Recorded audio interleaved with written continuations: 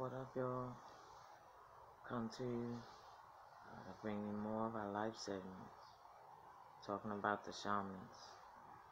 Let's go. It says using a trance-like state to travel to the spirit world is called a shamanic journey.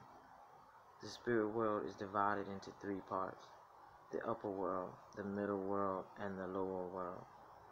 All shamanic traditions across all continents hold this to be the case. Each world has its own purpose, texture, density, and is accessed through what is called an axis mundi, or an entry point, which is different depending on each shaman and may change through time or remain the same. This axis passes through an opening, a hole. It is through this hole that gods descend to earth and the dead to the subterranean regions.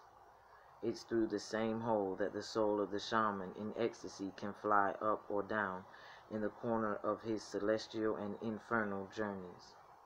The intention for the journey must be set before the shaman goes into the trance. The outcome of the journey is open, and there should be no attachment to whatever might happen along the way. For each person, the landscape of each world is different, but the texture or quality of experience is the same. The more often these places are visited, the more detail appears. For example, dwellings or elements of nature that were not there before may appear, depending on the journey's intention. Traditional axis includes trees with large holes in them, caves or a hole in the ground, even a waterfall.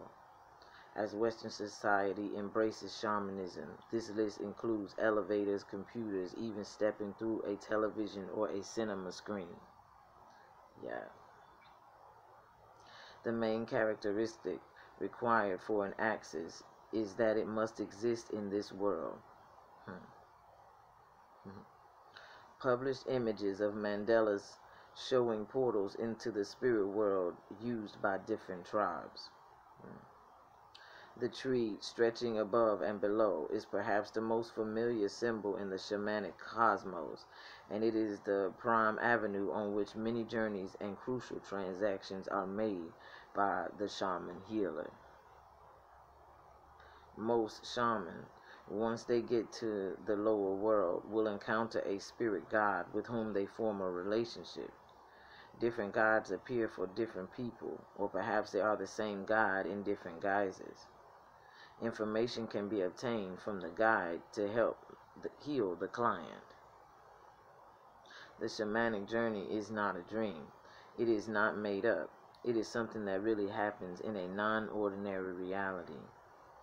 This is one of the most difficult pieces to learn in the work, and most modern shamans living in westernized society find to do this work early, they must abandon their ego, have it step out of the way so that they do not make up their journeys, but are instead conscious and open to anything that may happen, again having no attachment to the outcome.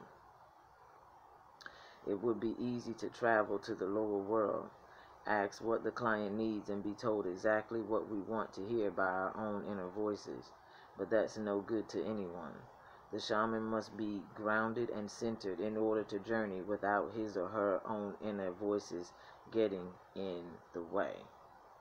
Yeah, you heard it. This next part is going to be called Journeying with Clients, but it's going to be on the next track, y'all. Thanks for joining me. Be well in the name of wellness.